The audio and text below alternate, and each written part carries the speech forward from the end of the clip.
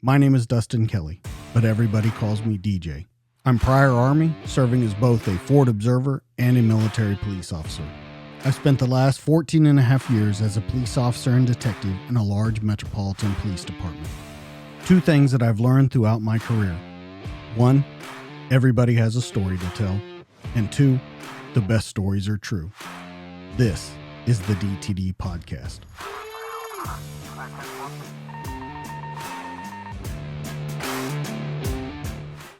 All right.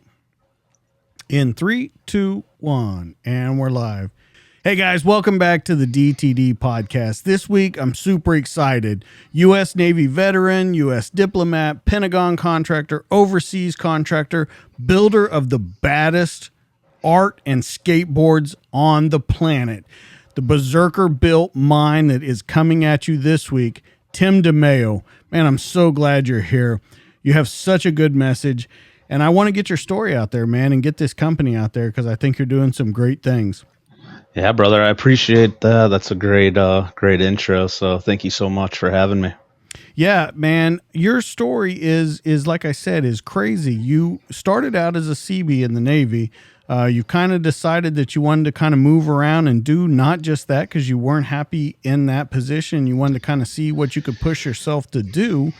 And that is interesting to me. What I want to talk about though is how do you get to that? How do you get to that CB going into the military? Let's start with your youth. I know that you were a big surfer, big skater, scuba, you were outdoors all the time. How do you get to that life of service from being younger?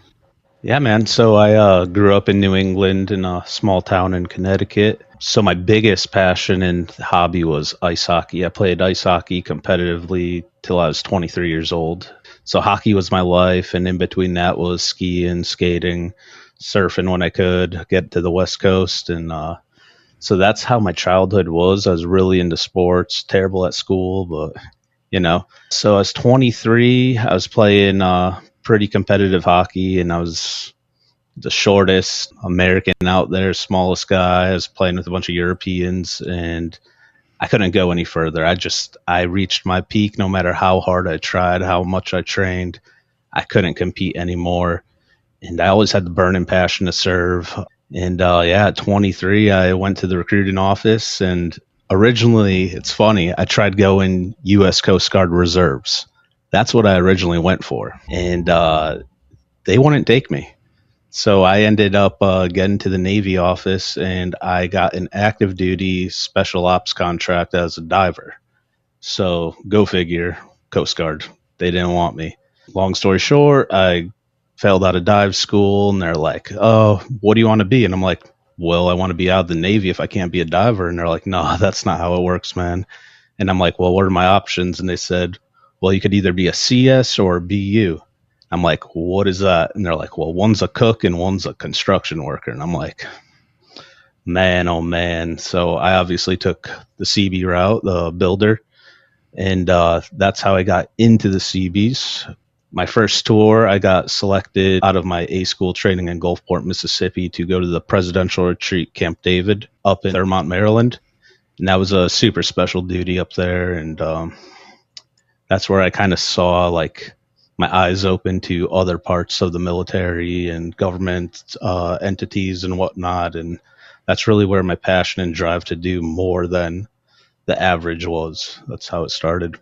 Did you have any kind of family that had that background where they had service? Because, I mean, in everything that you say, everything that I've read about you, you really didn't know about the service. You wanted to serve, but didn't really know what there was to offer, didn't know how to get to it.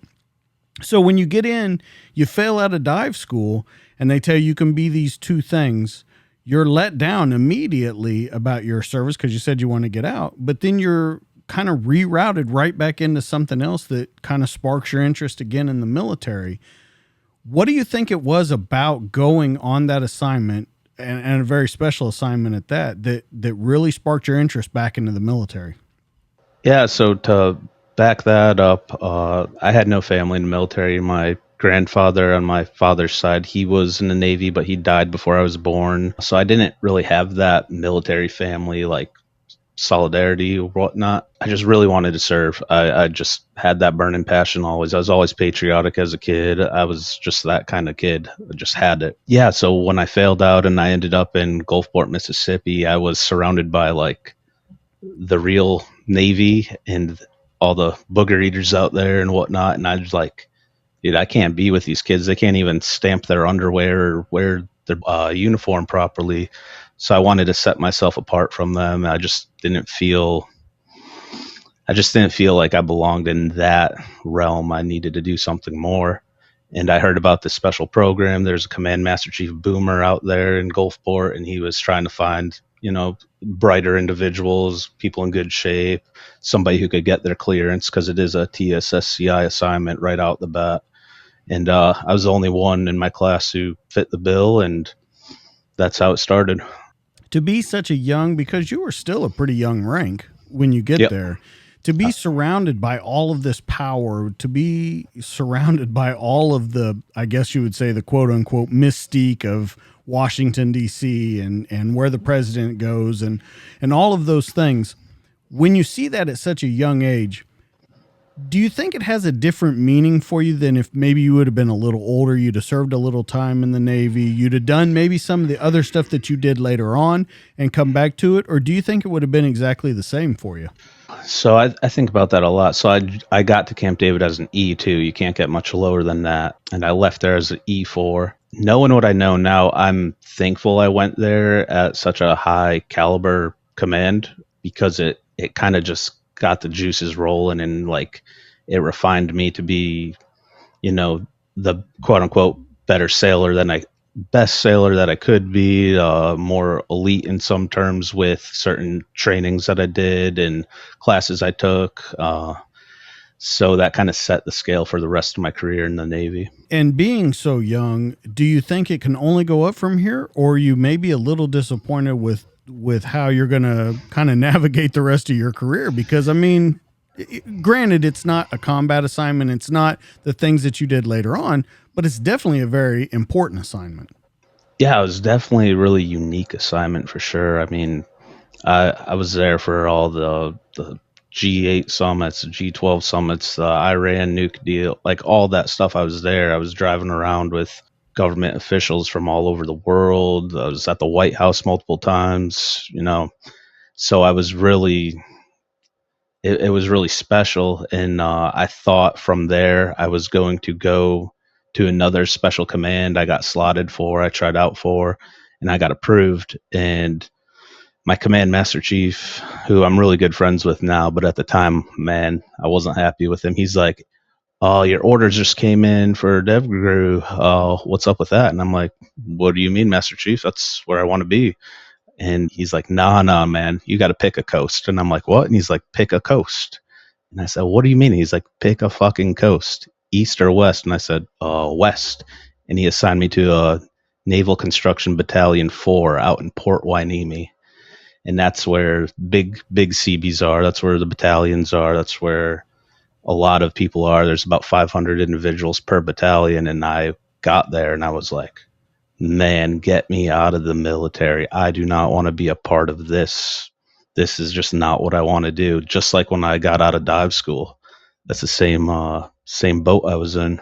So I did one deployment with them to Korea, and while I was deployed, I was talking to my detailers, special detailers, and trying to do whatever I could to get out of there. And I finally got out of there and went to some special commands again and just kept that route. When you look back on it, do you think that I guess the word would be, do you think you got the full experience of the military because of going to special commands, because of never going into, I guess you would say big Navy, and other than that one deployment over to Korea, do you think that you had maybe a jaded look at the Navy? And so every time you went to a big command like that, or every time that became an option, you were like, nah, I don't want to do that. And if you would have embraced it a little, you maybe would have understood what went on a little more? Yeah, that's definitely a possibility. But even talking to team guys and anyone who's been in small unit leadership and small unit teams, you don't want to go back to the big wheel. You want to stay that cog. You don't want to be a part of the nonsense that goes on. So definitely, if I didn't go to Camp David at first, I would have probably had a different aspect or outlook on how big military is. But I'm happy with the route I went. Even when things seemed rough and like I wasn't happy, looking at it now, I'm glad I went the route. Say you don't get these special assignments, are you for and done, or what does it look like without the stuff that you were doing? Yeah, so man, I thought I was going to be in the Navy. Thought I was going to be a lifer for sure. I excelled really quickly, and I was good. I was good at my jobs. I was learning. I was trying to do more and more, and I enjoyed the challenges. So I really thought I was going to be full time, 20 plus years. Everyone I was in school with, they're like, "Oh yeah, DeMaio, yeah, he's going the long haul. He's going the long haul," and people had bets on me, and yeah, a lot of people had to pay up because I got out after 10 years after a little bit too much action overseas. So Let's talk about a couple of the things that you did. You were also U.S. Navy marksmanship team, which is, you know, once again, not a normal route that most people would go down, but you go down it. You have Naval Expeditionary Combat Command. You're working with SEAL Team 7, EOD Mobile Unit 5. You're working with the Naval Mobile Construction Teams. And when it comes to everything, we're talking in contracting career and in the military, 38 countries that you've worked in. So you've seen a side of the world that a lot of people don't see. But I think the double-edged sword of that, and what I would ask you was, you've seen probably the worst in those countries that people haven't seen. And so when yeah, you look yeah. overall at that service that you did and the difference between being on a marksmanship team and then being on embassy duty and different things like that, how do you think it shaped your thoughts for the world? Yeah, man. Yeah, you said it. 38 countries I've contributed in, whether it's part of DOD or DOS or OGA.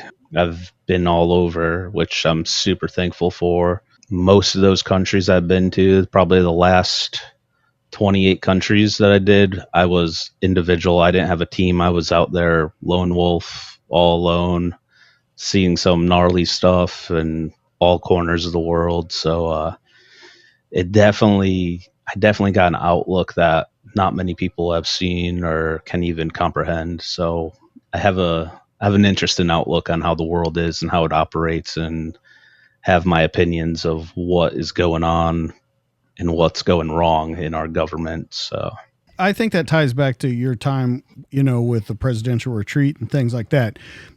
The question would be, though, when you see the world like that, when you see it in the small groups that you're in or the individuality that you're in, when you look back on your time in all of those other countries, what do you think you learned the most out of working in all of the different assignments that you worked?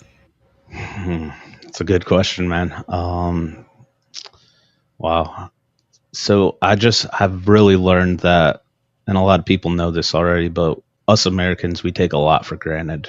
We take so much for granted, just from running water to having toilet paper to, just basic stuff like that. I've just seen the worst of things. And so I've really gained an appreciation for what I do have, just being able to breathe fresh air. And then I go back to my time at Camp David, where you saw government spending and money's wasted astronomically, and seeing the way that they would cater to some of the individuals coming up there and stuff. And I was like, wow. Like, I just always look back, like I'd be in Ethiopia and I'd be like, oh man, with half the money that was spent in one weekend could come out here to help these people. It makes such a difference. But there's only so much you could handle, and that's what one of the reasons I ultimately got out of working with the government pretty recently. And when you work with the government and you do the jobs that you did, does it give you a different outlook on your government too? Yeah, absolutely. So when I was active duty, we would, you have orders, you do what you do, you don't question. Then when I got to contracting, I saw what was behind the curtain and why we were doing those things. And there were some gross things happening and reasonings behind it. And I don't know if that answers your question, but I definitely saw weird aspects of it. I think it does, but the thing that we should focus on is when you go in and you do your 10 years active, you're 23 years old when you go to active duty. You do your 10 years, so you're 33. Now, it doesn't sound like a lot with the 10 years. It doesn't sound like a lot of growth for 10 years. But if you think about it, you're in your very young 20s, and now you're in your mid 30s when you get out. Mm-hmm. You have different priorities in life, maybe a family, wife, children. You want to do stuff later on. Here's what I wonder about you, though. So you do 10. It's time to get out because of the things that you've seen, but then you go into contracting. Yeah. And so I always got to ask that question of, okay, if we're going to step away from the military and we're going to step away from all these things we're seeing, but then we immediately go into contracting. And I don't want you to take this question, any other way than what it's intended for is, do you think you're scared to step away from it? So it's easy to say, I want to get away from the military. But then when you really start thinking about it, well, now I've spent this last 10 years, 20s to 30s, doing this job. I'm stuck doing that. Yeah, it's really all I knew. That 10 years in was also 10 years of networking with other agencies and other folks. So I felt like I was trying to mold myself into a good spot when I got out. But my last year in the military, I spent it in and out of traumatic brain injury facilities. I was in NICO at Walter Reed. So I was fighting all that. And once I finally was separated and I was healthy enough, all I had available to me and all that I could focus on was being back overseas. I felt like I needed to be there the rest of my life. I feel like I needed it may sound weird, but I feel like I needed to die overseas, just fighting for what I think I should be doing. When you say something like that, it's not a death wish by any means, but No. What are you talking about where you feel that you need to do that? Because, I mean, if we look at it on the surface, and I think you would agree, it's an odd thing to think that you need to do that. I get what you're saying, but the way you're saying it is a little different than I've heard it presented before. Yeah, no, I just felt like I was meant to be over there. I was meant to, because I did do good work as well, and I saw too many people die, both U.S. and then foreign nationals, and I just felt so laser focused on that's my mission in life. That's my mission, is to be over there, do all I can do until I can't do it anymore, and never come back home, never come back to my new family. I just, every time I took a flight overseas, I didn't plan on coming back. I just always knew that possibility was there. And I embraced it to some means and became a little unhealthy because you do less safe stuff or whatnot. But I'm thankful that didn't happen at this point, and I'm here back in the States and with my family and all that. But I don't know. I had to deal with a lot of survivor's guilt also. So that plays a huge role into that mindset that I had. All right, let's talk about a couple of the conflicts, because we've talked a lot about you being overseas. Let's talk about a couple of the conflicts that you were in. Sure. The Armenian, Azerbaijan conflict, civil war in Ethiopia, and the war on terror, Lebanon and Iraq. Now, I want you to take us through, where are you the youngest? Where are you kind of midway through your career, contracting, things like that? And where are you at the tail end of everything? Which one of those conflicts? So those three conflicts were my last 3 years in. Then after contracting, I went back to Iraq quite frequently. But 2020, December, Armenia, that was a big conflict when Russia came in with peacekeeping troops, 20,000 peacekeeping troops, which they weren't peacekeeping troops. They were doing the same thing that they're doing in Ukraine right now, but genociding the Ukrainian men. And I got stuck there. The Russians took over the only international airport in Yerevan, and I got hit with a VBED, vehicle-borne IED vehicle, right outside their parliament building in Yerevan, and that was a pretty gnarly blast. I was 32 years old, so that was no good. I was one of maybe 5 Americans still out there. Our embassy did an order departure, and all the Americans and Westerners were out of the country when I flew in. So that was a fun time. Ethiopia was not even a year later. I was out there during the Tigran rebels were coming in and taking over. So I went out there. The day I got there, it was order departure. Met with the regional security officer at the embassy there with diplomatic security. And he's like, "Oh, I'm glad you're here because we're sending everyone back and you're staying." And I'm like, "Oh, shit." And that night that I got to Ethiopia, to Addis Ababa, that's when my wife called me and found out that we were pregnant, or she was pregnant. Yeah, I was like, "Oh, man, this is just terrible timing." And backtracking, before Armenia, I spent a lot of time in Beirut, Lebanon, flying out there and doing work with the embassy out there. A lot of solo work. The international airport in Beirut is run by Hezbollah terrorists, and I did not know that. And that's a true fact. They run and operate the international airport. And that was the first time I really thought I was just not coming home, because I got picked up for secondary hold-in. They saw my diplomatic passport. My expediter that was supposed to meet me there at the gate was not there. And I stayed over 20 plus hours in secondary hold-in there with them just coming in and out, in and out. It was just really weird situation. So that wasn't too long ago, those 3 conflicts. Let's compare, because the reason I bring those up, and one, to know where they're at in your career. When you start your career and you do the marksmanship team and you work at Camp David, you're not seeing a lot of stuff. So Correct. Yes, your opinions are changing about maybe the way the government works, maybe the way the world looks, how we handle conflict and things like that, but you're not really seeing it on a ground level, like in these countries where you say water and toilet paper and all of those kind of things. It's later on in your career when you're seeing them. So I wonder how mentally you go through that, because the world is still okay in the first part of your career. And as you get to the end of it, which is probably the worst part to have it, that's when everything starts happening. So how do you see yourself evolve through that entire career into the very end? Because I know that blast you took on the VBID, that was the last blast you took, or the biggest blast you took, maybe the last one too. It was the last and the biggest, yeah. Okay. So at the end of this is when everything is starting to happen. So let's talk about how you kind of progress through your mental states and how you think about the world as you move through that career.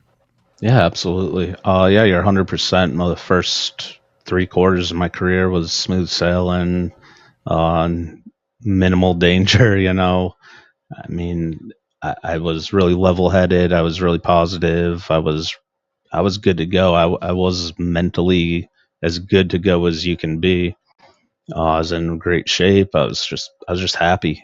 I did a cool deployment with SEAL Team 17. It was a breach-in deployment, so they're teaching other countries' SEAL teams breach-in techniques and whatnot. And there's a lot of explosives that 9 months, and so those were tiny things. I had a couple incidents with some language barrier problems where I got blasted, but it wasn't combat related. It was just communication related. So that added to the scarring and the contusions in the brain and all that, but it wasn't bad enough. I was able to manage. And then after Beirut, that's when my mental state tanked. I was there. I was alone. I thought I was going to die in a way I'd never prepared to do. I had no support. I had no embassy support. I had no DOD support.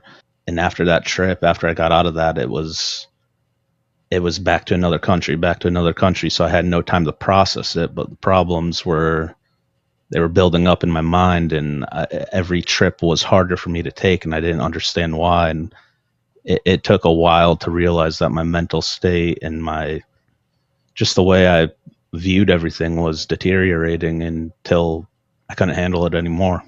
You say that it took you time to realize that it was the mental state that was kind of failing you and stuff. But I want to ask you, do you think that happened very quickly and it just took you a long time to register it? Or do you think that was a breakdown over time?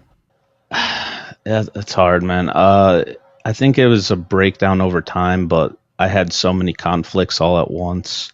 I met my wife during this time, right before Beirut, and that's when she noticed things. That's when she noticed that I was having night terrors. I never had them before. I'd never remembered them. Nobody's ever told me I had them.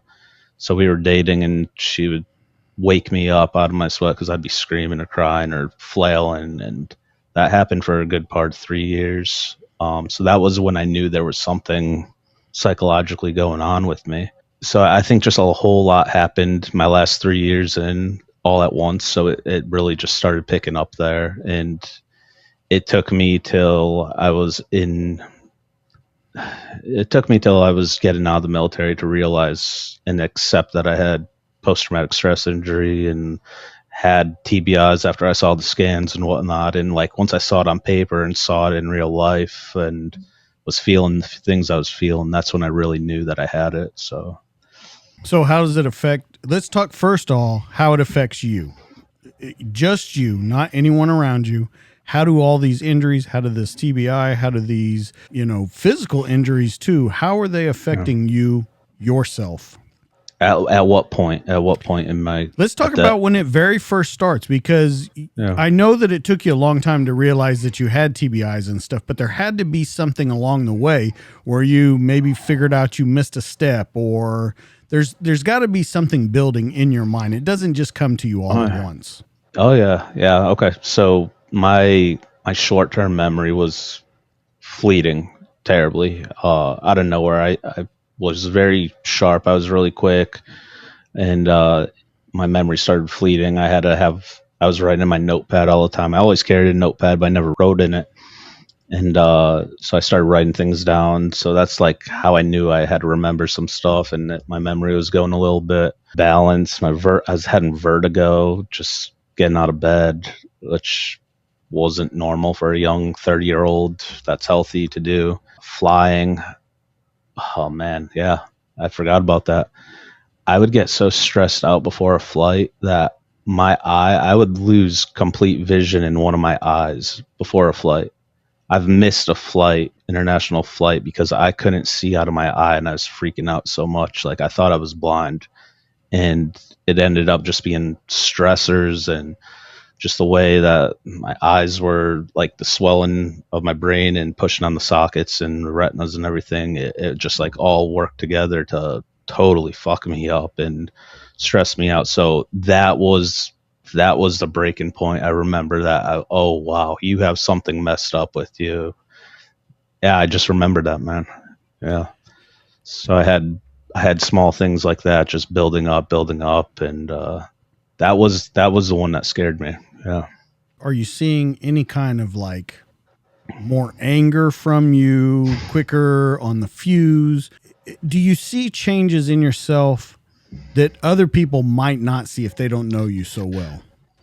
Oh, 100%. Yeah, I was a master at masking my emotions, masking my anger. Anger was huge. I would just driving, no matter, pick a city, there's shitty drivers, don't use blinkers, something like that. You let it go. You may beep at them or whatnot. I wanted to run down people. I would put my pistol on my dashboard, just hoping for somebody to do something stupid again. That's where my mind was going. And it was bad. It was so bad. I was, I just had to hide it. I had to hide it as soon as I got to the location I was going to. As soon as I got to the office, as soon as I got home, I'd have to just sit in the car for a minute and just decompress and be like, okay, chill out, Tim. And, but yeah, it was really bad. My anger, I was just short with everyone, short with yourself. And what I mean by short with yourself, I know that you aren't realizing everything that's going on with you, but are you being harder on yourself in everyday tasks, in the jobs that you're taking, in when you're deploying, when you're going overseas? Do you see yourself being harder on yourself? Yeah. I would spend more time. I'd spend a good hour or two before or after work preparing for the next day, because I knew that I couldn't keep up. And in that line of work, if you can't keep up, you're going to get yourself and someone else hurt, or you're getting booted. And I needed to make sure that I was on top of my game. So I had to put extra preparement into each day, each task, each thought. So I was really hard on myself, and I knew it wasn't good. But I wonder, when you say I knew it wasn't good, you're spending an hour, 2 hours after work just to stay up. And you say, because if you don't, you could get somebody hurt. But I offer the question to you, don't you think that if you are taking an hour or two to prepare for the next day, that even without trying, you could mess up and get someone hurt because you're trying to stay up so hard? Yeah. No, it's a terrible cycle for sure. It just wasn't good. I mean, there's guys that are different calibers and much more elite and whatnot, and I felt like I couldn't keep up with those guys anymore. I was trying too much, and I had imposter syndrome because I was feeling like I didn't belong with those people anymore, or that group, or that unit, that contract, pick anything. And it was hard on myself because my new identity was somebody who wasn't confident, somebody who lost that edge, somebody who lost the normality of just being physically and mentally sharp. All right, let's talk about you and the wife when you're starting to see, because I'm guessing all of this is kind of happening at the same time. You're kind of getting the perfect storm. Yeah. When you start doing that, do you treat your relationship with your wife, I think your fiance at the time, you weren't married quite yet? No, yeah, we were living in Athens, Greece. We started dating. She was an international teacher out there, and we met. It was awesome. So I met her as soon as I started dealing with these conflicts in other countries. So she saw it all. She saw how I would change after each trip. She definitely saved me, and God bless her heart. She's an amazing woman and kept me together. She helped me through every night, every terror, every appointment I had to do, especially getting out. She was looking for other brain facilities, other therapies that would help me. She was really pushing everything for me because I was being stubborn and just thinking, oh, it'll go away. And she's like, no, you need this. Ultimately, I got to the right therapy and ended up where I needed to be, where a lot of these ailments were fixed. Yeah, she saw it all. She saw the good. She saw the bad. She saw things change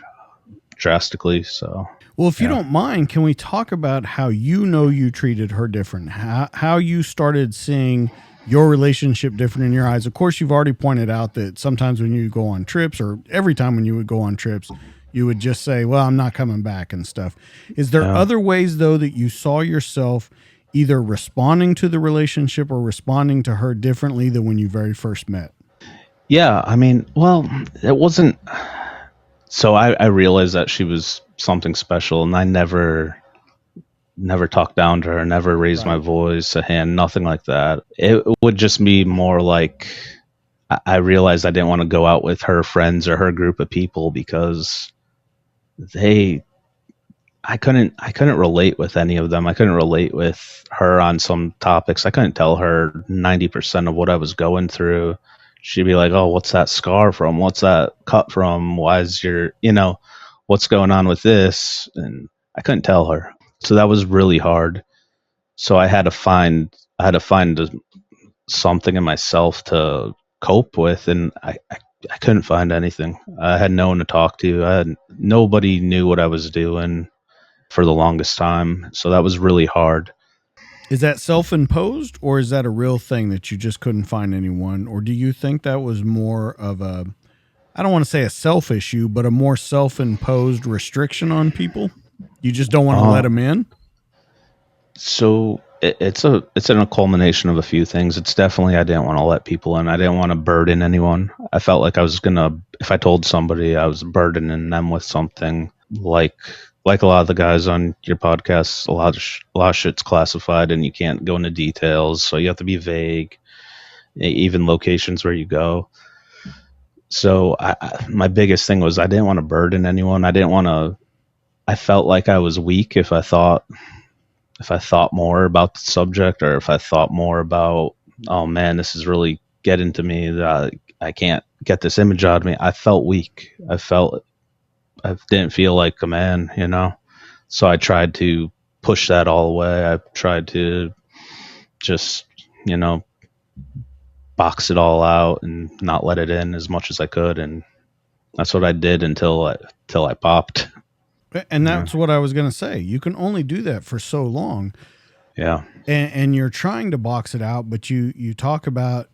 I mean, are you not even talking to like family members or anything, parents, brothers, sisters, anything like that? Are you talking to even? Let's take it so far as even the people you're working with. Are you talking to them about it? No, no. I let my family think I was living a good life. I was living in Greece, you know. I'd travel to Albania and Beirut and Iraq all the time, but I'd also go to good places. So that's where on my social media I'd post good stuff, and that's what they saw. They saw the happy version of myself, and that was part of me masking everything as well. I didn't want anyone to worry. A lot of people that I worked with in the embassy, even in my office, didn't know exactly what I was doing. We were all had a mission to do something, but I was also doing extracurricular stuff. So a lot of people didn't know that. So I just had no one to relate with until I got back stateside. With having no one to talk to, with kind of doing your own thing, I got to ask you, do you think when you post just the good stuff and you show just the good side of your life, I understand you say you don't want your family to worry about you and things like that. Do you think you cheated them a little bit? No, I don't think so. I did no, I don't Okay. think so. So let me ask you a question. Do you think you cheated yourself by not letting those people show you just how much they cared, how much they could handle, because you decided for them how much they could and couldn't handle? And I Yeah, completely understand the classified stuff, and you can't talk about that. But just being a human, talking to them and letting them care for you and worry about you and do the things that normal people do for friends, for family, for spouses. Do you think you cheated yourself of that and maybe getting an even closer relationship with those people? yeah, definitely. I definitely cheated myself by not having an outlet and talking to them.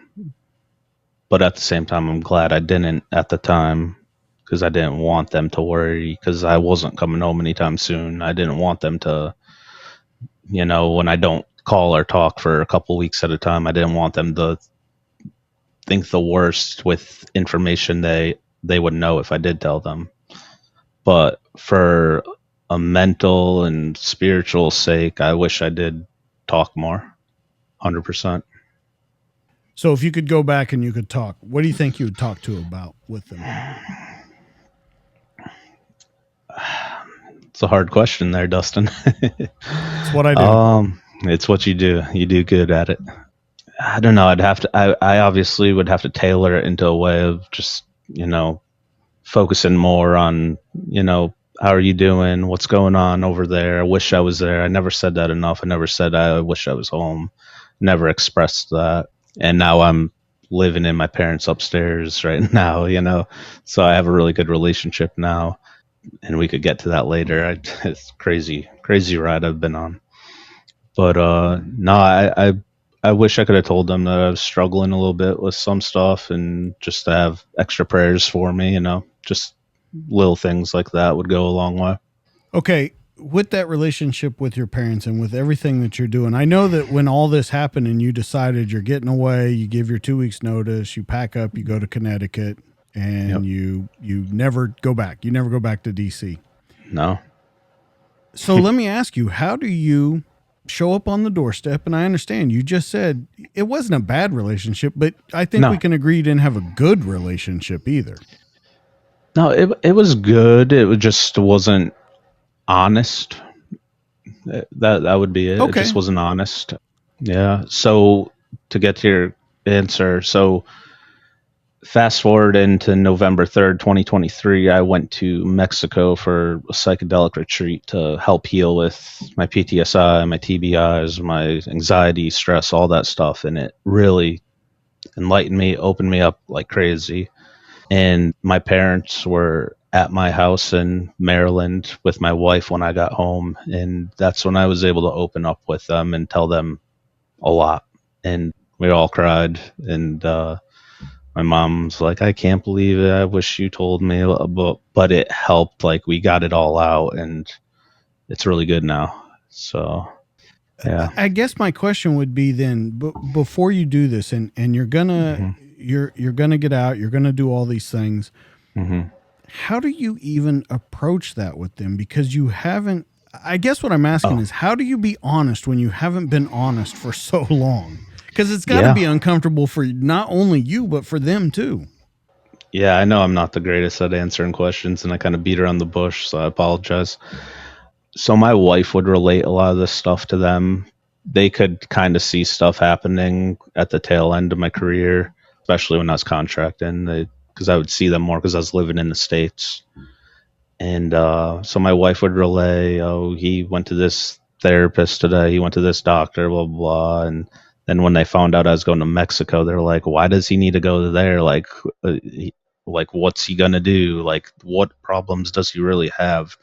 And my wife, she didn't tell them because I asked her not to, but she relayed enough that I was having issues. Yeah. So it is just, there was a lot of like, oh, I don't understand, a lot of confusion because they didn't have the full truth. Let's talk about the different modalities that you've gone through, because I want to point out these, because we always say there's not a magic bullet. There's not something that's is gonna cure everyone. Yeah. When you're going to these different therapists, I got to ask, first off, are you honest with any of them? Yeah. So when I was at NICO facility, so NICO is a National Intrepid Center of Excellence. They have a few of them, but the one I went to was at Walter Reed.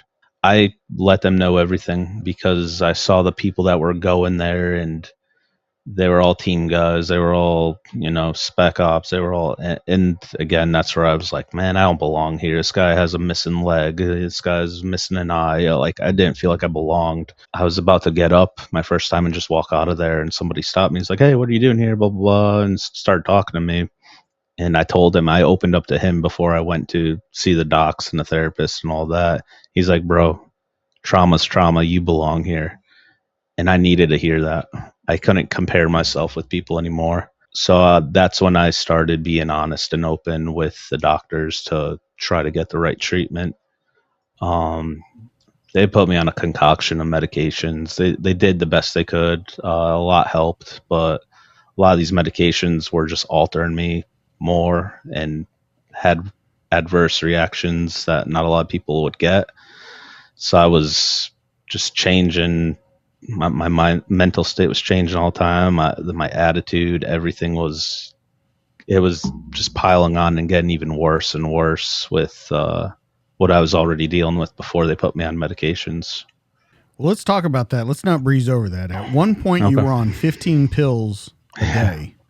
Yeah. For, like you said, a concoction of different things, pills, medicine. Mm-hmm. When you say they did the best that they could do, I want to ask you an honest question and look at it from an outsider now.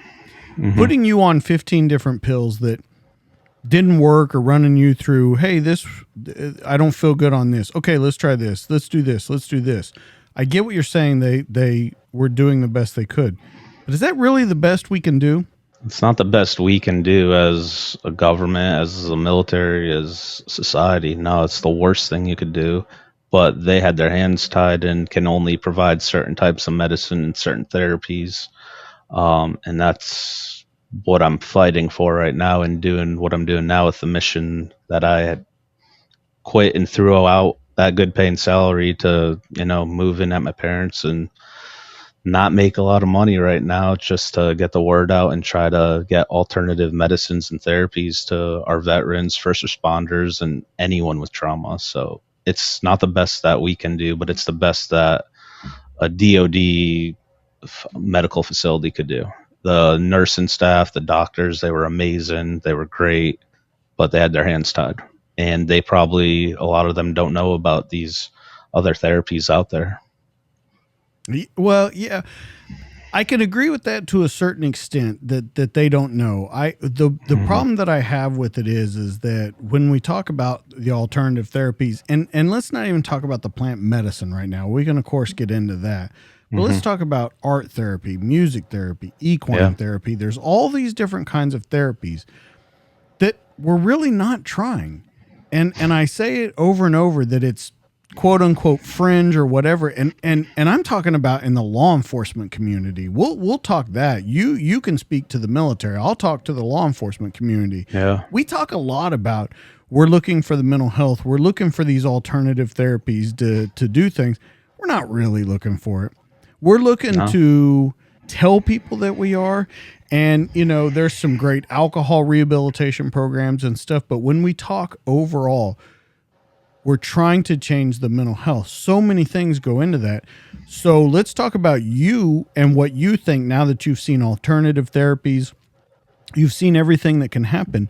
What are some steps that we can take as a law enforcement level, as a military level, to kind of change that whole mentality of, yeah, we care about your mental health and we care about it in this and this and this and this way?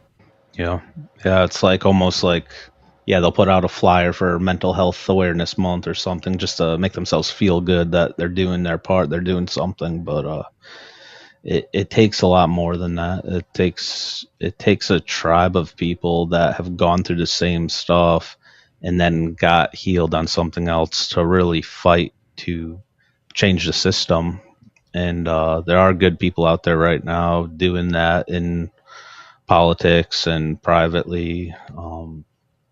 But yeah, it's a crock of shit. It's Yeah, those therapies are cool and they help it for some minor traumas maybe, but it doesn't work for the deep stuff. That's for sure. Yeah, if you want to talk about plant medicines and other stuff, we could talk about that. But just a little background: I never did a drug in my life. I never smoked a cigarette. Never smoked marijuana in high school. Nothing. I still never smoked marijuana. I was clean. I was straight. I drank alcohol, but not excessively. I was never an alcoholic. But the one thing that helped me was the most potent plant medicine in the world, and that's ibogaine. It's a sacred medicine that comes from the root of a tree in Gabon, Africa, and that is what saved my life. That's what saved me physically, mentally, spiritually, emotionally. It saved my family. It's as close to a magic pill as you can get, in my opinion, my personal opinion, and quite a few others. And there's a lot of push for it right now to legalize it, and along with 5-MeO DMT, it's all natural stuff. It can't be reproduced by a pharmaceutical company. It can't be scientifically redone, and that's why it's not legal right now. That's why it's not being pushed, because nobody can make money off it in America. Pharmaceutical companies run everything and they can't make this stuff, so that's why it's still illegal and why it's not mainstream and in the government, in law enforcement, in the military. So that's my opinion, and quite frankly it's the truth. I think there's kind of confusion there when you say, though, this is where I have trouble breaking it down. When people say it's the best they could do and you were taking 15 pills at a time, and then in the next paragraph you say they can't make any money off it, Big Pharma's in charge of it.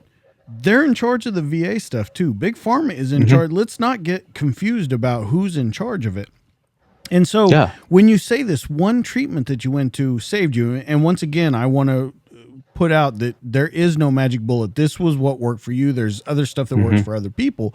But when you can see that there's stuff being done, and I've heard you even complain about that professors, doctors can't even study and do research on this stuff and be covered.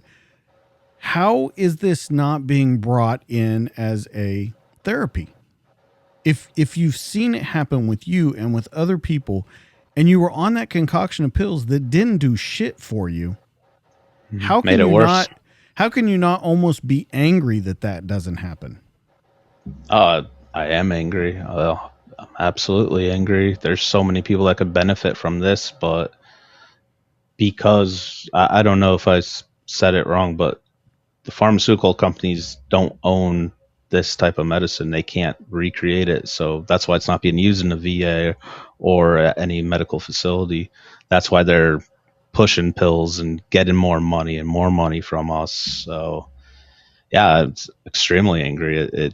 It's everything's money. Everything's money. It's a greedy world. You could doctors and companies like that, they care about money. It's not so much saving lives, and that's the bottom line in my opinion. But I do want to say on the other side, the treatments that you take with the ibogaine and stuff, those are expensive treatments too. We Yeah. shouldn't sell it short that those are not expensive treatments, because they are. They And are. part of that is that you have to go to another country to do them and things like that. I want to get your thoughts on the therapies that we can work here in the United States. And I want to get back into the plant medicine therapy that did so well with you. But I want to get your thoughts on stuff that we can do here and how we can change things with what we can change right now. Yeah, and I'm really new to this whole realm of medicine and therapies, so there's stuff I'm still learning about, but I know there's ketamine facilities that could definitely be, that could definitely be used and heal a lot of people.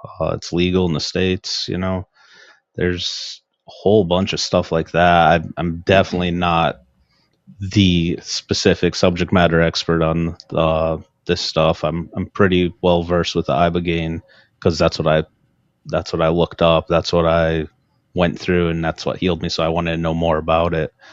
But yeah, what are the therapies are you thinking of Well, other than like ketamine and cannabis? well, what I'm thinking about is behind you that people don't mention.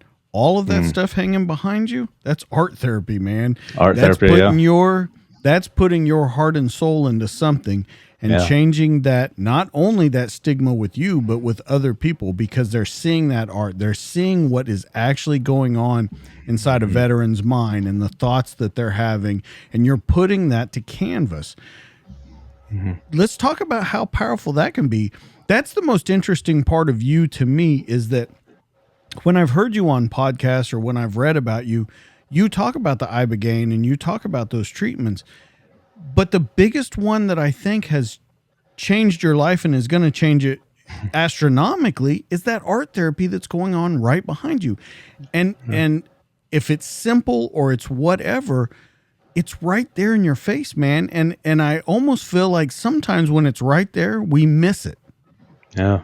No, you're right. It's so art is a therapy for me. A lot of people do woodwork therapy. I dabbled in that for a bit. But yeah, I put my emotions, feelings into this art, these designs. I try to convey something that's meaningful or something that can shed hope or light on a situation. The one, it's hard with the camera. This one directly behind me, that's what I felt. It's a lot of what I saw during my journey on Ibogaine, and it's really emotional. But yeah, there's meaning behind everything that I put on skateboards, and it's like I said, I'm not a skateboard company. I just use skateboards as my canvas to display this meaningful art, and it makes it functional. And just another thing with skateboards is if you do any board sports, surfing, skating, anything like that, snowboarding, it's when you're in the moment, and you don't think about all the nonsense, all the crap that's happening around you. It's like you're zenned in, you're focused, and that it kind of just ties together. And that's why I chose skateboards as my canvas instead of a piece of paper or whatnot. So it definitely helps. It helps me a lot. It helps when I share my story with somebody and they can resonate with a design I put on a skateboard, and I get messages saying, "Dude, that board that I bought from you, I look at it every night before bed, and it gives me hopes. It makes me think about what I had to go through and how I became where I am now and all the troubles that they had, and it gives them just a sense of pride of knowing that they got through a hard time. And then I feel like I'm more of a therapist than anything. I get people telling me stories of how they wanted to kill themselves, how they got divorced, and how my art is helping them through these processes and keeping them from pulling the trigger. And bro, that gives me chills right now. I get those calls and emails all the time, and that's what keeps me doing what I'm doing. So you're right, art is a therapy, 100%. Let's talk about fear for a minute. Mm-hmm. You step away from contracting. Yeah. You swallow your pride. You move in with your parents. You start this company. Yeah. How much fear is running through your body the first time you do a board? Quite a bit, man. I really had to put myself out there. Like we covered, I lived a pretty secret life. Everything was classified, locations, all that. So I never put myself out there. I was never vulnerable. And now I'm on social media and I'm spilling my story, which is hard. And that I was really afraid when I first did that. And I'd go little by little, like I didn't want to go too deep because I was afraid. And then finally I said, fuck it. And shared my whole story on a post. And that fear turned into my power. That's my superpower. My fear of sharing my vulnerabilityness turned into my power because it helped so many people already in such a small amount of time. I was definitely fearful financially because my wife and I had a beautiful house in Maryland. I was making good money. We have an 18-month-old son. My wife's 7 months pregnant now. So we put the house up for sale, packed up the house, drove to Connecticut last Christmas and never went back. The house just sold 3 months later last week. Thank God.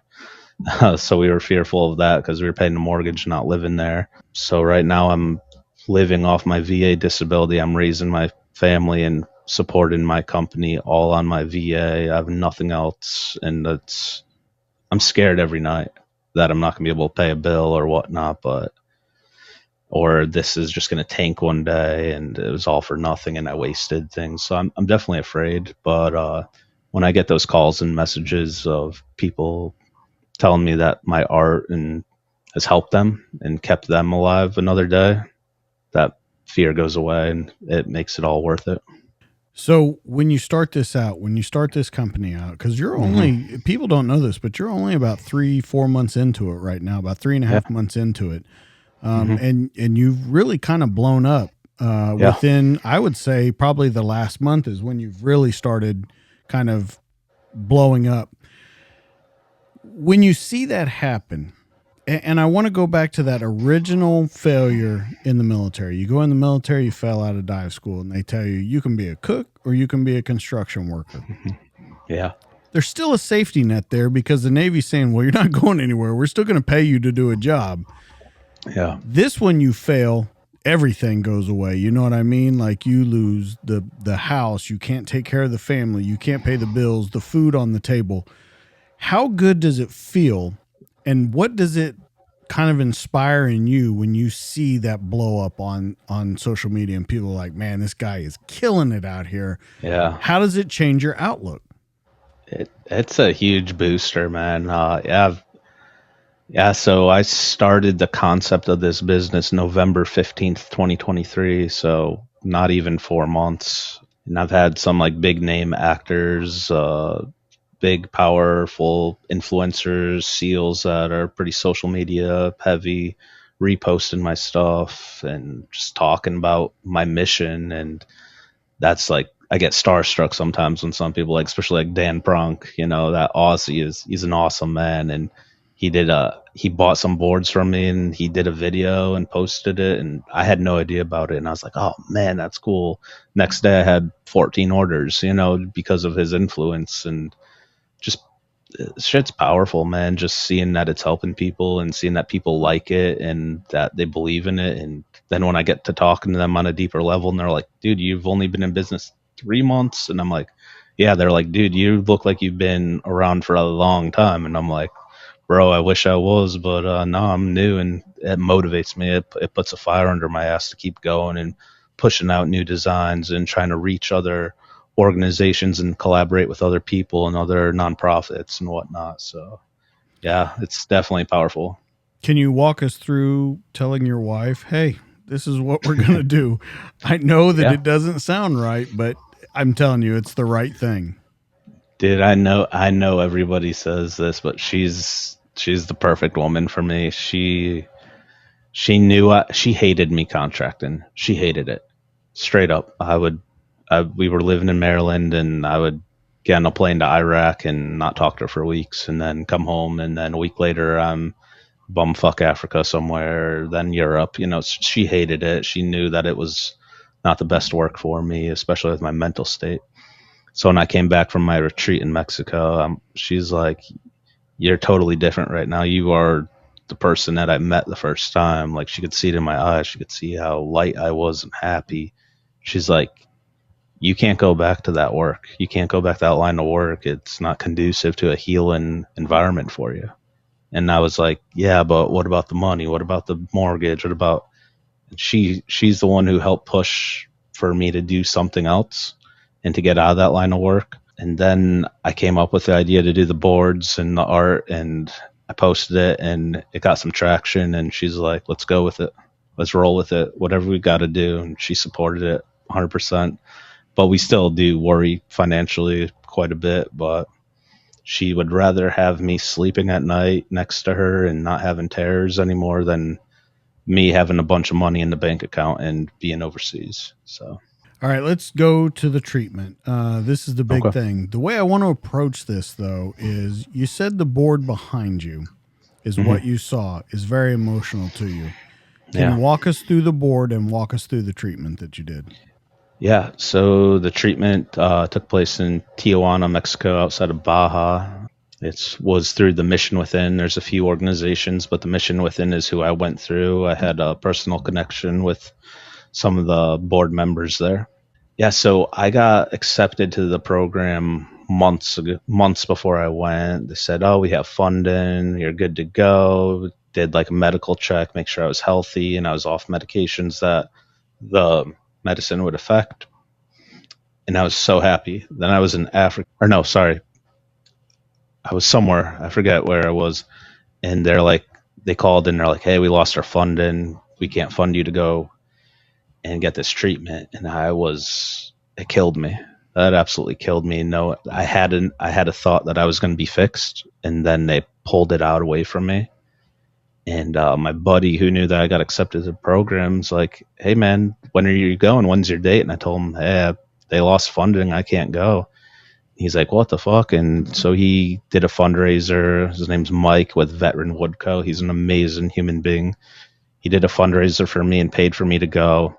So then I was in Africa in November, and I got a call saying that, "Oh, Mike paid for you. You're good to go. Come out next weekend." And I'm like, "Really?" So I left. I left Africa, went to Mexico, went through the treatment. I was scared as hell. It was 6 of us. Again, this is a pattern with me. I had imposter syndrome. I didn't think that I deserved it. I was sitting there with Delta guys, SEALs, Rangers, like people who've really gone through shit. And I'm sitting there in a circle and we're sharing our stories and stuff. And I'm like, guys, I don't belong here, man. Like, just like when I got to NICO the first time and that guy stopped me.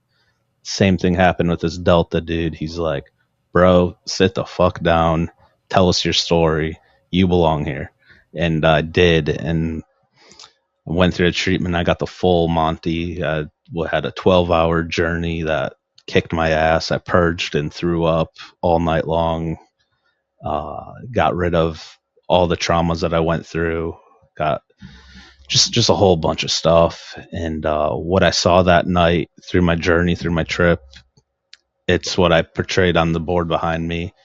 A few guys talk about like the third eye or the seeing eye, and I was looking down at myself and I saw my eyes, my 2 eyes, looking at them, and they were black. They were just dark black. There was no white or anything. And I was freaking out. Like physically, I could see what was happening. Then my 2 eyes turned into one big eye, and it just exploded into craziness. And in real life, like, you could be in and out of the medicine, you could ground yourself, and they teach you how to do that if things get too intense. And I grounded myself, and I was just screaming, "Fucking kill me." Like, it was the worst thing. It was terrible, and all the blood and whatnot turned into pomegranate seeds. I had no idea what that meant. I just kept seeing a lot of terrible stuff, the most gruesome stuff I endured: dead babies, burning bodies, flesh, just the worst stuff you could see is what I kept seeing in my vision, and I couldn't get rid of it until I overcame it. And that's kind of what I portrayed on the board behind me. I'll send you a good picture so you could have for that and explain it. I haven't released this board yet. It's just I haven't released it yet for people to buy because I'm just waiting for the right time. So I saw a lot. My buddy next to me, he only had like a 3-hour trip, and he said that, dude, I listened to you all night long. You were speaking in tongue. You were asking and screaming for the medical staff to kill you. Like you didn't want to live anymore. It was that bad. It was the worst 12 hours of my life. And but then I got out of it, and the next morning I felt such a release. I felt so light. I could move my neck. Like I had a lot of neck and shoulder problems, and it was pent up stress and anxiety and whatnot. And I was like, what's going on? Like I just wanted to be outside. I just felt so good, and I just been riding that wave ever since. Journaled everything I saw, everything I felt. Yeah, it was intense. It was definitely intense. I saw in my journey, I finally saw like an image of my wife and my baby, and I was like, oh, finally something nice I could focus on, and it was happy. And then all of a sudden, I saw them burning alive, and it was torture. I saw them torturing, and I couldn't do anything about it. I had to watch it, and that signified an event I've seen overseas.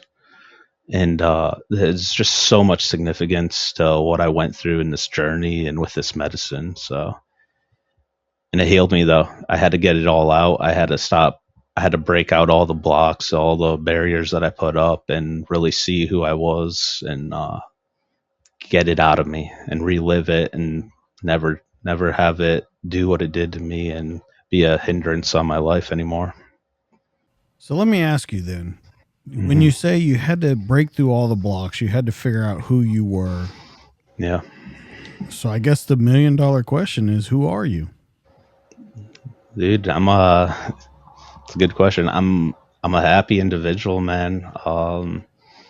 I I saw all the so part of that answer is part of what I went through. I saw all the masks that I'd wear for certain people, certain family members. I'd act like this. I wouldn't tell them this. Certain friends, I would act macho, or I'd be alpha, or with my wife, I would hide things so she didn't see the pain or the weakness that I thought was what my pain, which I thought was weakness.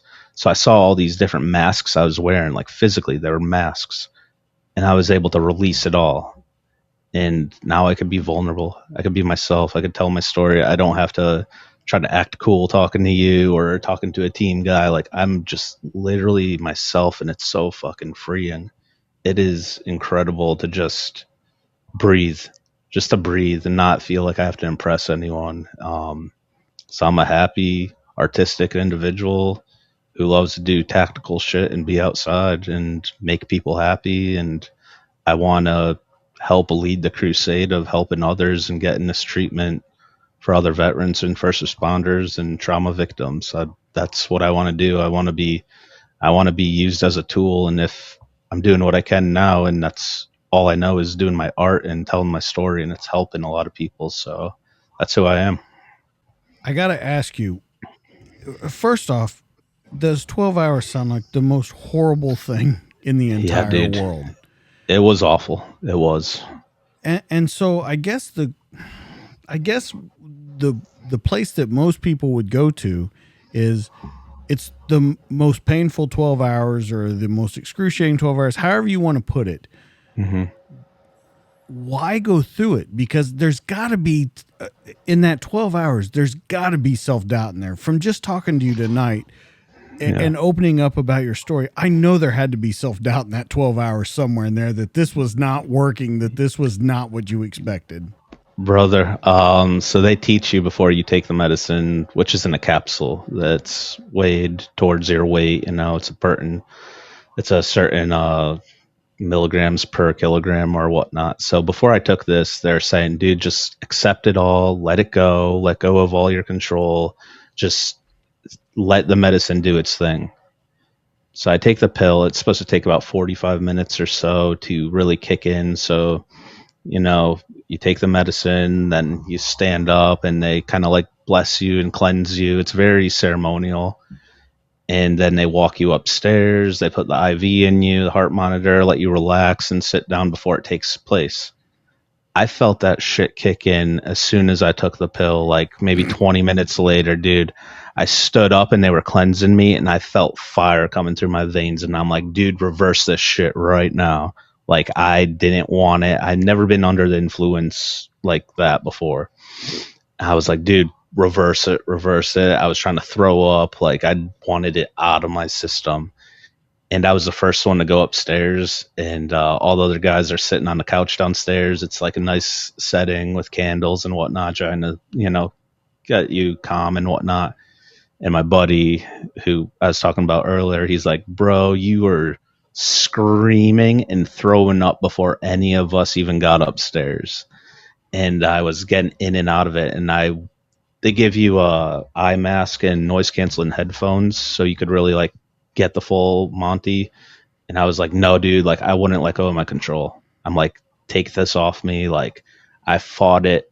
I fought it for hours. I felt like until the medicine did what it had to do and beat me into submission and allow me to see what I had to see. So I had self doubt the whole time that I was able to. I fought it. I had, dude, I could not let go of my control, man. I just couldn't do it until it made me. So not sure if that's what you were expecting. That's kind of what I was expecting. I think that most people would hear that story and say that sounds awful. I would never do that. And the whole point of that question was to see where at in the process where you finally did just go, okay, this has got to work somehow. Because I'm guessing though it wasn't until the next morning where you were like, okay. Yeah. So the next morning, you know the medicine still works in you for quite a while, but you're much more coherent. You could look around, you could walk. You're not seeing shit in your vision, And one of the nurses there sat down at the bottom of my bed, and she's like, "Hey, how you doing?" Blah blah blah. Awesome woman, Claire.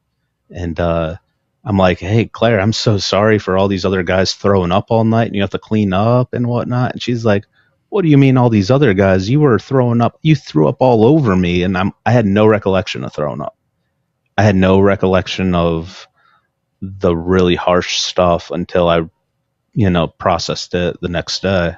But yeah, it was awful, and but it got what it needed to out of me. And another thing with the medicine, it helps with the neuroplasticity in your brain. It helps get everything connecting again. It works for months, like 3 or 4 months after you take the medicine, and it's fixing and healing your brain. It's a complete reset. It's equivalent to brain surgery with no tools, no instruments. It's plant medicine doing brain surgery, rewiring you. It helps addicts lose their addiction, lose their addictive personality. It helps with so much stuff. So yeah, it was awful, and I won't lie or sugarcoat it with anyone. It was the harshest thing I've ever had to do and endure, but I'm so thankful. It cost $4,500. I would have took out a $40,000 loan to go do it, knowing what I know now and feeling how I feel now. I think something though that we can't also kind of smooth over is that secondary to the ibogaine, the journaling, the making sure that you're keeping up with everything, to making sure that you are taking care of yourself so that you don't slip back into the pre-therapy phase. Yeah, they call it integration. You need to, there's so many tools that this program gives you. Yeah, there's a couple people I went with who had to go through ibogaine 2 or 3 times because they didn't do the right steps afterwards. They went back to the same bad habits, going back overseas doing this, going back to alcohol, going back to, just their everyday life and being stressed and not doing the integration process. And the integration process is everything from meditation, breathing techniques, journaling. Journaling is huge. I hate writing. I hate reading. I hate all that stuff. But journaling is something that they told you to do. So I did it, and I do it every night. And it helps so much, just gratitude and everything. They just give you tools to handle life, because life's still going to suck. You're still going to have bills to pay. You're still going to stress out. But if you use the tools and implement it after the medicine, you're on a much better path than if you weren't using the integration. So yeah, breathing, meditation, just being outside. Being outside is therapy in itself. For me, art is another type of integration and staying honest with myself. And yeah, that's a really good point, and I'm glad you brought that up. I do want to mention something when you say, life comes at you. Yeah, Since you've had the treatment, life has really come at you. And we've hit on the topic 2 or 3 times tonight at your parents' house, starting a new yeah, company, only living off the VA. You have a child on the way, you have another toddler. Like there's a lot coming at you. I yeah. want to ask your opinion on, say, before the treatment, handling all this versus handling it now. How does Yeah, it look different? one, I wouldn't have gone this route if I didn't do the treatment, but if I did this route and started a business and moved home, and dude, my back's against the wall, so I would be stressed out. I would be working every hour of the night. I would be a terrible human being for people to be around. My wife wouldn't be happy, that's for damn sure. I wouldn't spend time with my kid or really be there with him. I, I, bro, I'd probably not be wanting to be here right now. Yeah, it really, that therapy, the integration, just everything I learned really helped me cope with everything, all the stresses, and I'm able to handle it. It's a lot. It's a shit ton. It's a lot of work. It's a lot of stress, but I'm able to handle it with the tools that I learned at this treatment facility. So I guess, the follow-on question to that would be, so how do you deal with it different now? Yeah, I mean, I just process everything differently. I write everything down, journal. Like I said, I journal everything, whether it's good or bad things that happen throughout the day. And then I look at it the next day to, was that really a big stressor? Just try to rationalize things. Um, I'm starting to do cold water immersion therapy, doing that to really help with the mindset and reset you. And that shit changes your mood instantly, So I'm trying to do healthy habits that I wasn't doing before. And it's working, knock on wood. It's working. Um, and just being able to be honest and open with my wife as well and not hide anything, it's amazing. And I wouldn't have been able to be like this without the medicine. How do you think your relationship has changed with her? I know that you said that you act differently now, but how do you think it's grown since the treatment and since you have kind of gotten all of this behind you now? Yeah, it's definitely stronger, because I was able to open up with her and tell her everything, and we shared a lot of tears together over the past couple months. But we're definitely stronger, even though we were pretty good before. But now that I'm open, we're definitely stronger. We're definitely like-minded. We're focused on my mission right now of helping more people, and she's so supportive. She's just doing everything she could, take care of our son, take care of the baby she's grown in her belly now. And I'm doing everything I could to support her as well, with chores, taking care of the dogs and the kid when I can, and but still really focus on this, because you got to grind in the beginning of business for sure. So it's been really good and positive between the both of us. All right, let's talk about the mission within. It's a great organization. Yeah, Dr. Martin Polanco is the founder. It's pretty much a really nice house in a gated community in the Baja area, Mexico. The whole upstairs is a medical facility. They have trained nurses and doctors there all the time.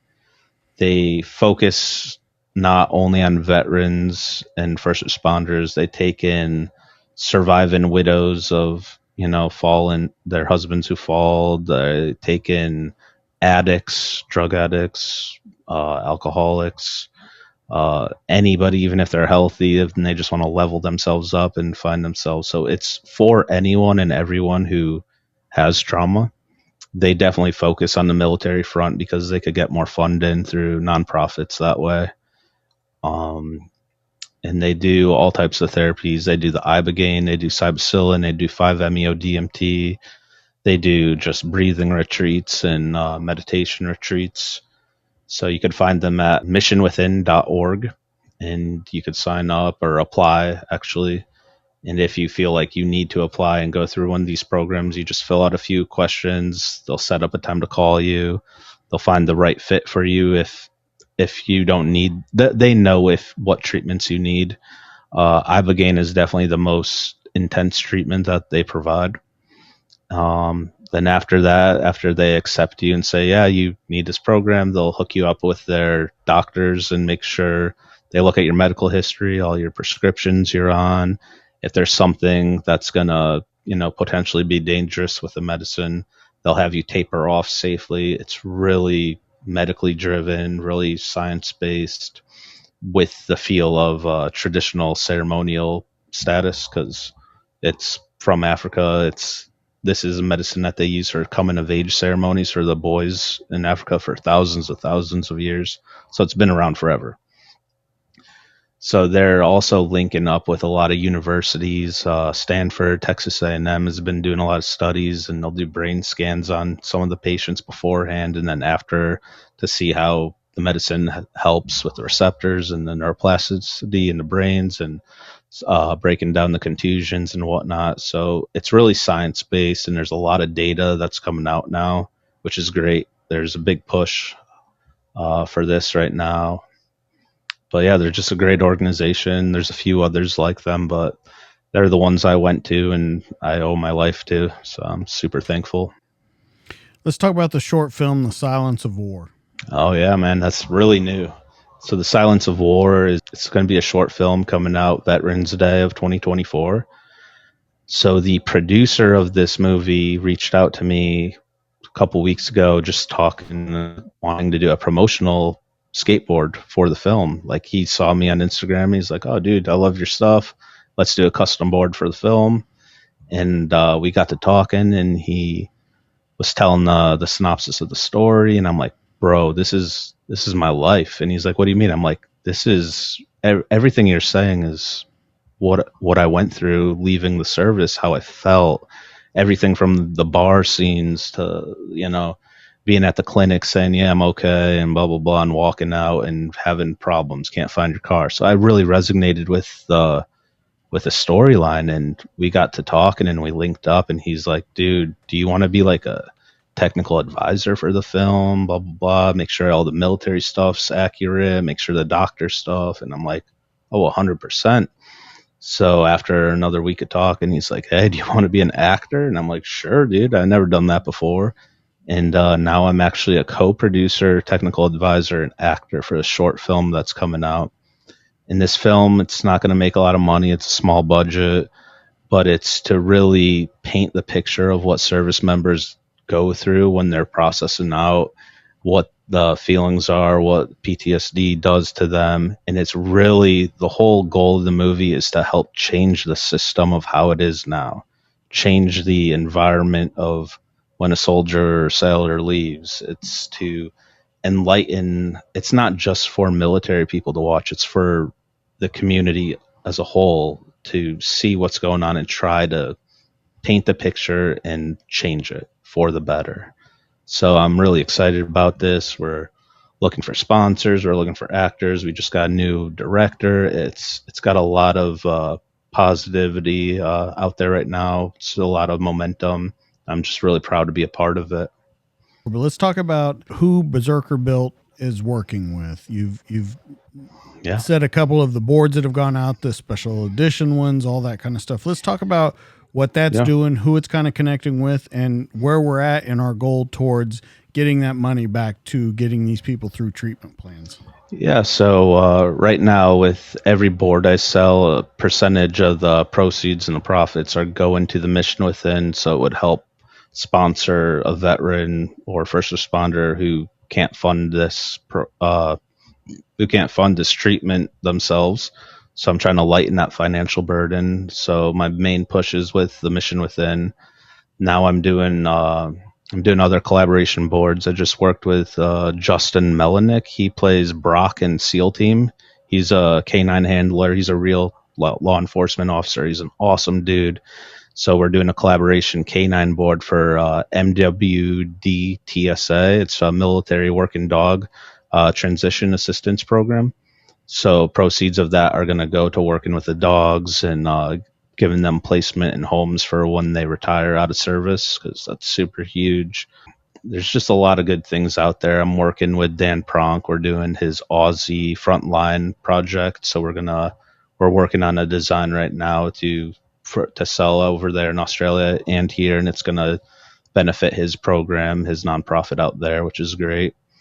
And I'm sure there's a couple I'm forgetting right now, but yeah, I don't just do the boards that I sell. I do custom boards for people. And even with the custom boards, like I have a Team Never Quit one behind me for Marcus Luttrell's podcast I did. So every board I do sell, even a custom one, part of the proceeds, part of the profits are going to the Mission Within to help fund other veterans and sufferers. So that's what I'm doing. Well, let's talk about how people can get those custom boards, how that works, Yeah. and how they can order some.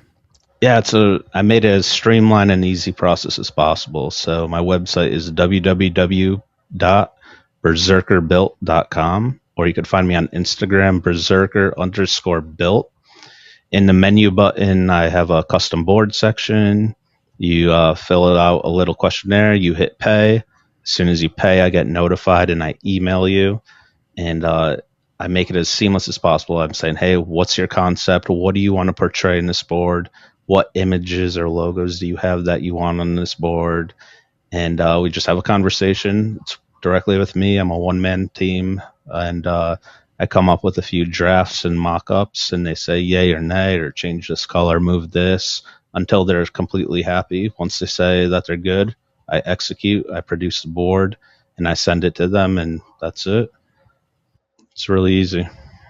So other than the film, other than the boards, other than the custom boards, other than everything else you're doing, what do you got next planned? Man, it's a lot right now, man. Yeah, I'm just trying to get this whole thing afloat. I'm trying to get involved with as many podcasts as I can to share my story, share my mission. I'm so thankful we linked up. This is a huge one for me. The story and the film's gonna help a lot. In my 1 to 2 year goal, I want to have a little warehouse, open up a warehouse. I want to employ a few veterans, give them some purpose, have them work on doing the production of the boards and boxing it up and working on the photography and social media aspect and trying to get more people involved. Definitely want to give back and be able to hire some veterans in the future and see where it goes. I just want to help as many people as I can. I want to provide for my family and do what I think is right. And let's push this mission. One more thing that we need to talk about. We've talked about everything from the start of your career to the end of your career to this new career. Mm-hmm. Let's talk about the one thing that you could tell people, man, I fucked this up. This is how you don't fuck that up. Oh, man.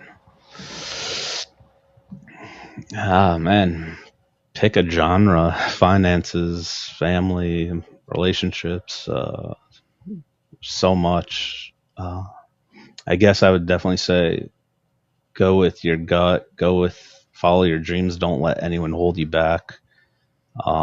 Before my wife, I was in another relationship and she held me back from doing what I wanted to do. And I was be a part of a more elite program. And I let that hold me back. And I don't want anyone to do that. I had to wait till I was older to, live a dream of thinking I was doing something cool and important. So definitely don't wait. Don't second guess yourself.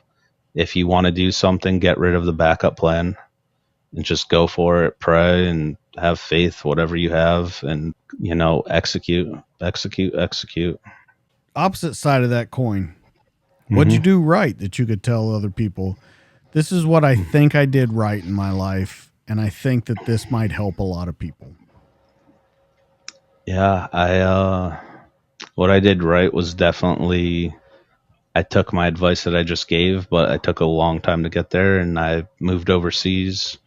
I traveled the world, found my wife because I finally let go of the baggage and stuff that was holding me back, and that's what I did right, and it led me to where I am now and helping other people and helping myself in the process. So just I didn't hold back finally and went with what I wanted to do and really making a difference, I feel. I know we talked about it before, but let's do one more time where everyone can find you, social media links, where they can find the custom boards, how they can help out with the mission within, all of those different points. I want them to hear it one more time from you, how they can connect to all those things. All right, to get to my website, www.berserkerbuilt.com, BERSERKER built.com. And also my Instagram, that's where I do all of my work, all my videos, all my posts is on berserker_built. And then I link the Mission Within on my website as well, but you can find them at missionwithin.org. And I'm really only focusing on the website and Instagram. I only have bandwidth for those two platforms, so that's the only place. You won't find me on TikTok, so don't go looking. Yeah, I don't think that's a bad decision on your part. No. Unless you wanted to hit some skaters up. I think you might find some skaters on there. But yeah. Man, I'm so happy that you came and told this story, man. I'm so happy that we hooked up on Instagram, and I cannot tell you enough good things. I just love your art, man. I love what you're trying to do out there. It's just amazing stuff. And every time I see a video on Instagram of someone else opening their box and seeing their board and just the love that you put into each one of them that you send out, you can tell a real piece of you goes out with everything.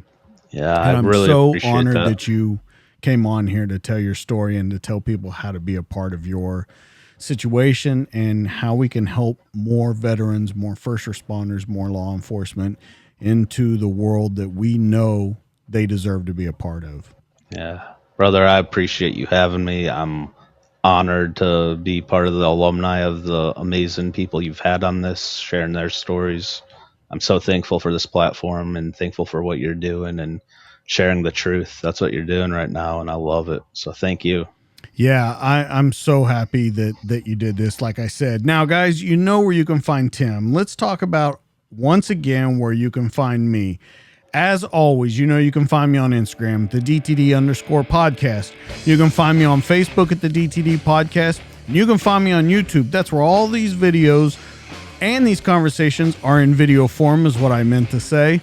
But your one-stop shop, it's going to be dtdpodcast.net. Like I tell you every week, there's audio, there's video. Tim has actually sent me pictures from his career, his boards, all of his connections of where you can find those boards, where you can get those custom boards delivered. They're all going to be on his episode page. And when his show comes out, of course, he's going to be featured at the top of the website. And then after that, we'll give you a way to connect into him even after he's done with his show. But let's talk about the people that help make this show happen. Mac Belts and Police Coffee. I say every week, we all know that nothing stands up to wear and tear like a good leather belt. If you're looking for the toughest leather belt on earth, then you've come to the right place. Mac's Belts. They are handcrafted in the USA by veterans who are serious about their craft.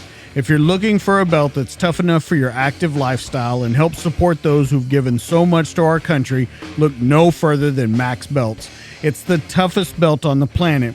You know my buddy Mac Alexander over there. He is so serious about bringing this belt to the masses, employing veterans, using US-made machinery, and putting out the best product that you can find. Their belts are a perfect solution for casual or dress wear and ideal for utility and firearm carry. It's the highest caliber of American craftsmanship, and they also positively impact our military charity partners. Mac Belts, the toughest belts on earth. You can find them and so much more at maxbelts.com. Now let's talk about coffee. Police Coffee is an officer-owned business, and it's dedicated to crafting the finest coffees and blends, and they're shipped as soon as they're made to provide you with the freshest coffee available. Each batch is roasted fresh by people who know what it means to stay vigilant, and their specialty coffees do not waste one drop when flavor's concerned. Their coffee's some of the best you'll find, but it also helps serve an important cause. They give back to our community. 50% of their profits go towards helping family members of police officers who fell in the line of duty.